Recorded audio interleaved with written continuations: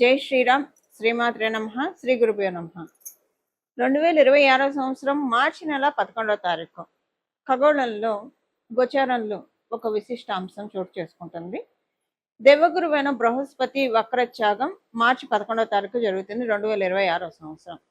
తదుపరి జూన్ 2వ తారీఖు, జూన్ మొదటి వారం వరకు, మొదటి వారానికి ఆయన కర్కాటక రాశిలో ఆయన బంగారు పాదాన్ని మోపుతున్నారు. ఈ వక్రత్యాగాన్ని అనుసరించి ద్వాదశ రాశుల వాళ్ళకి, ద్వాదశ లగ్నాల వాళ్ళకి కూడా ఎలాంటి ఫలితాలు ఉండబోతున్నాయో మనం ఇప్పుడు ఒక్కసారి చూద్దాము. బ్రీఫ్గా కొన్ని పాయింట్స్ తెలుసుకుందాము.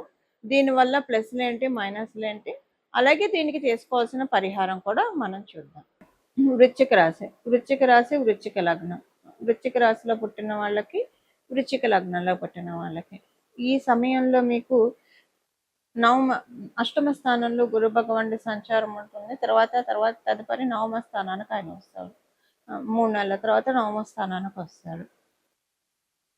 మీకు అసంతృప్తికరమైన విషయాలు, డబ్బులు ఖర్చు విషయంలో కావచ్చు, డబ్బు దాచుకునే విషయంలో కావచ్చు, అసంతృప్తిగా ఏవైతే మీకు అనిపిస్తూ ఉన్నాయో అవన్నీ కూడా అసంతృప్తిగా అనిపించినవన్నీ చాలా చక్కగా జరుగుతాయి ఇప్పుడు. అంటే వాటిల్లోంచి మీరు బయటపడతారు. First thing.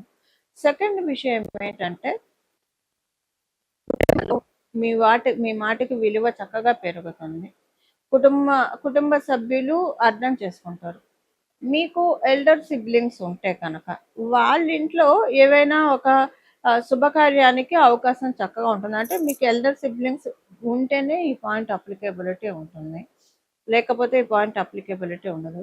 మీ నాన్నగారితోటి మీకు ఏవైనా చిన్న చిన్న మనస్పర్ధలు రావడానికి అవకాశం ఉంది.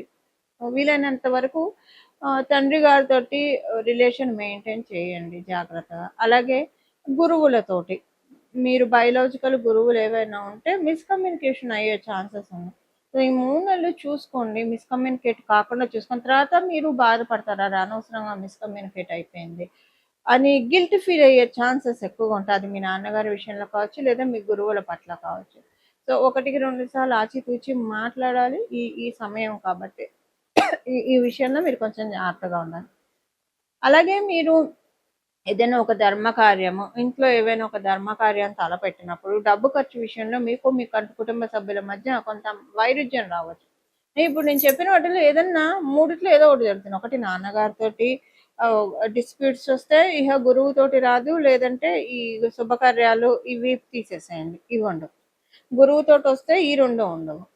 లేదా ఇంట్లో ఏదైనా శుభకార్యం ఉండి ఆ శుభకార్యంలో డబ్బు ఖర్చు విషయంలో భేదాభిప్రాయాలు వస్తే మిగతా 2 ఉండవు. అంటే మీ నాన్నగారితో, మీ గురువులతోటి ఇది ఉండదు.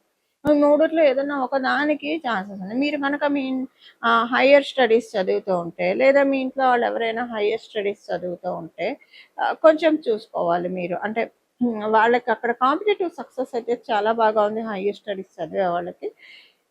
కాకపోతే ఆ టెన్షన్ విపరీతంగా ఉంటుంది. కొంచెం బ్యాలెన్స్ చేసుకుంటే కనుక చాలా చక్కగా ఉంటుంది. దాంతోపాటు ఏంటంటే మీకు మీ సంతానం పట్ల ఏవైనా దిగులు అవి ఉంటే బెంగ, అవన్నీ కూడా క్లియర్ అయిపోతాయి. అలాగే మీ ఆలోచనలలో మీకు ఏవైనా ఇది ఎందుకో అనుకున్నది అవ్వట్లేదు, ఎంత పోస్ట్పోన్ అవుతుంది, ఎంత లాగ్ అవుతుంది, ఎప్పటికి అవుతుంది, ఇది ఎప్పటికి తెగుతుంది ఈ విషయము అన్న విషయాలు ఏవైనా ఉంటే అవన్నీ కూడా సెటిల్ డౌన్ అవుతాయి. మంచి రికగ్నైజేషన్ వచ్చే టైం మీకు ఇప్పుడు ఇది. సో వీలున్నంత వరకు ఎక్కువగా భగవద్ధ్యానంలో ఉండడానికి ప్రయత్నించండి. చాలా చక్కటి శుభ ఫలితాన్ని మీరందరూ కూడా చూస్తారు. ఇప్పుడు చేసుకోవాల్సిన పరిహారం వచ్చి ప్రతిరోజు కూడా సాయంత్రం పూట, ఉదయం పూట, మీకు ఒకవేళ ఉదయం కుదరకపోయినా సాయంత్రం మటుకు స్కిప్ అవ్వకుండా చేయాల్సింది. సాయంత్రం 6 నుంచి 7 లోపల చేయాల్సిన పరిహారం. ఒకవేళ మీరు ఆఫీసులో ఉంటారు, కుదరదు అనుకుంటే ఇంటికి వచ్చాకైనా రాత్రి పడుకునే లోపలైనా చేయొచ్చు. పొద్దున సాయంత్రం 2 పూట్ల చేస్తే మంచిది. కుదిరిన వాళ్ళు, అవకాశం ఉన్నవాళ్ళు ఉదయాన్నే 6 నుంచి 7 లోపల, అలాగే సాయంత్రం 6 నుంచి 7 లోపల. అది కుదరని వాళ్ళు మీరు ఎప్పుడైనా సరే ఉదయాన్నే మీరు స్నానం చేసిన తదనంతరం చేయండి. ఇది వచ్చేసేసి 3 సార్లు చంద్రశేఖర అష్టకం పఠించాలి. చంద్రశేఖర పాహిమాం, చంద్రశేఖర రక్షమాం.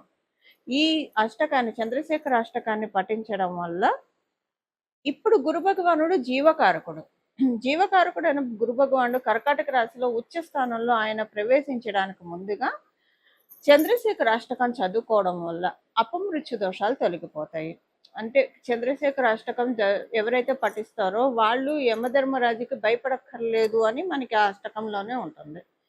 అంటే అపమృత్యు దోషాలంటే ఒక్కొక్కసారి మనిషి ప్రాణానికనే కాదు, మనకొచ్చే సమస్యలు కూడా అలాంటివే. ఇప్పుడు మనకేదన్నా యాక్సిడెంట్ ఏదైనా జరిగితే అది శరీరానికి జరుగుతుంది. ఓకే. ఒక్కొక్కసారి అవమానాలు కావచ్చు, లేదా పరిస్థితుల రీత్యా మనసు చాలా బాధపడుతుంది, కలత చెందుతుంది. అంటే అది మనసుకు జరిగిన యాక్సిడెంట్‌గా మనం భావించుకోవాలి. సో, ఇలాంటివేవైనా సరే మన జీవితాల్లోంచి అంటే ఏ దౌర్బల్యం అయినా సరే, ఆర్థికంగా కావచ్చు, మానసికంగా కావచ్చు, ఆరోగ్యరీత్యా కావచ్చు, ఏ రకమైన సమస్యలు ఉన్నా సరే చంద్రశేఖర అష్టకం చదువుకుంటే చాలా మంచిది. మీకు చదవడానికి కుదరకపోతే కనీసం వినండి, 3 సార్లు వినండి. 3 సార్లు చదివితే మంచిది. మామూలుగా కూడా మనకి అనురాధ ప్రతి నెల కూడా అనురాధ నక్షత్రం ఉన్న రోజు కనుక చంద్రశేఖర అష్టకం చదివినా విన్నా కూడా చాలా మంచి మార్పులు మన జీవితంలో చోటు చేసుకుంటాయి. ఎందుకంటే మనకి దీర్ఘాయువునిచ్చేది 9 గ్రహాల్లో లాంగ్విటీనిచ్చేది సాటర్న్, శనేశ్వరుడు. అనురాధ నక్షత్రం శనేశ్వరుడికి సంబంధించిన నక్షత్రం. ఈ నక్షత్రం రోజు అనారోగ్యంలో ఉన్న వాళ్ళు కావచ్చు, లేదా ఆరోగ్యం కోరుకున్న వాళ్ళు కావచ్చు, జీవితంలో అంతా సాఫీగా సుఖంగా సాగిపోవాలని కోరుకున్న వాళ్ళు, ఎవరితోటి ఎలాంటి భేదాభిప్రాయాలు లేకుండా అంతా కూడా చక్కగా మన జీవితం సాగిపోవడానికి ఇలా మనకి రకరకాల కోరికలు ఉంటాయి. అలా ఉన్నవాళ్ళు అనురాధ ప్రతి నెల కూడా అనురాధ నక్షత్రం రోజు ఇది చదువుకుంటే చాలా మంచిది. ఇప్పుడైతే మనకి గోచారంలో ఈ విశేషాంశం ఉండడం వల్ల ప్రతిరోజు చంద్రశేఖర అష్టకం 2 పూట్ల ఉదయం మరియు సాయంత్రం 3 సార్లు, ఉదయం 3 సార్లు, సాయంత్రం 3 సార్లు చదవడం కానీ వినడం కానీ చేయండి. గురు భగవానుడు తర్వాత మీకు ఇచ్చే రిజల్ట్స్ చాలా అత్యద్భుతమైన ఫలితాలను ఆయన అందిస్తాడు. మనకి పరాశర సంహితలో ఒక విషయం ఉంటుందండి.